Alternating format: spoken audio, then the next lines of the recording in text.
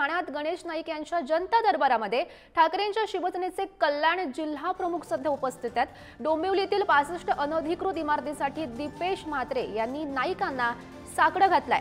65 इमारतींना न्याय मिळावा, दीपेश म्हात्रे यांनी गणेश नाईक यांना या संदर्भातलं निवेदन दिलं।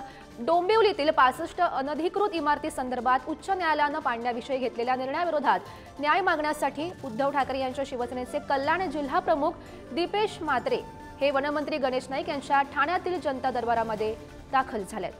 आणि त्याविषयी आपण ही दृश्य बघू शकतो।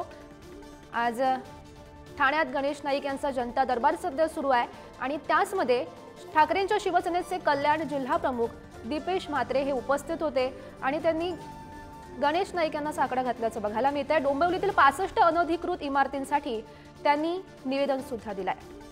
65 इमारतींना न्याय मिळावा अशी मागणी त्यांनी गणेश नाईक यांच्याकडे केल्याचं बघायला मिळतंय। ज्यावेळी ही भेट झालेली होती त्यावेळीची ही दृश्य आहेत।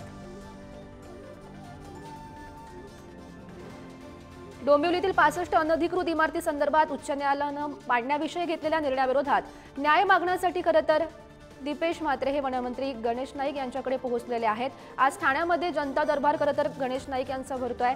जनतेशी ते संवाद साधतायत आणि त्याच दरम्यान दीपेश म्हात्रे यांनी ही भेट घेतलेली आहे आणि त्यांनी मागण्यांचं निवेदन गणेश नाईक यांना दिल्याचं बघायला मिळतंय। या संदर्भात अधिकची माहिती जाणून घेऊयात। आमचे प्रतिनिधी निकेश शार्दूल सध्या आपल्यासोबत आहेत। निकेश, नक्कीच गौरी, डोंबिवलीतल्या 65 बेकायदेशीर जे बांधकाम आहेत, इमारती आहेत, त्यावरती कारवाई करण्यासाठी उच्च न्यायालयाने आदेश दिलेले आहेत आणि या विरोधात जिल्ह्यातले नागरिक जे आहेत ते आक्रमक झालेले आहेत। गेल्या अनेक दिवसांपासून हे सगळे डोंबिवलीतले नागरिक जे आहेत ते आंदोलन करताना आपल्याला पाहायला मिळत आहेत। त्यातच गणेश नाईक यांचा ठाण्यातला जनता दरबार जो आहे त्या जनता दरबारमध्ये येऊन ठाकरेंच्या शिवसेनेचे कल्याण जिल्हा प्रमुख दीपेश म्हात्रे आणि डोंबिवलीतल्या नागरिकांनी गणेश नाईक यांना ही कारवाई होऊ नये यासाठी निवेदन दिलेलं आहे आणि त्याच वेळी गणेश नाईक यांनी यातनं काहीतरी तोडगा काढू असं आश्वासन जे आहे ते डोंबिवलीतल्या नागरिकांना दिलेलं पाहायला मिळतंय। त्यामुळे आता हे आश्वासन गणेश नाईक काय पूर्ण करतायत, त्या इमारतींवरती कारवाई होते का किंवा त्यातनं काही तोडगा निघतो का हे पाहणं महत्त्वाचं असणार आहे। गौरी, नक्कीच निकेश, धन्यवाद दिलेल्या सविस्तर माहितीसाठी।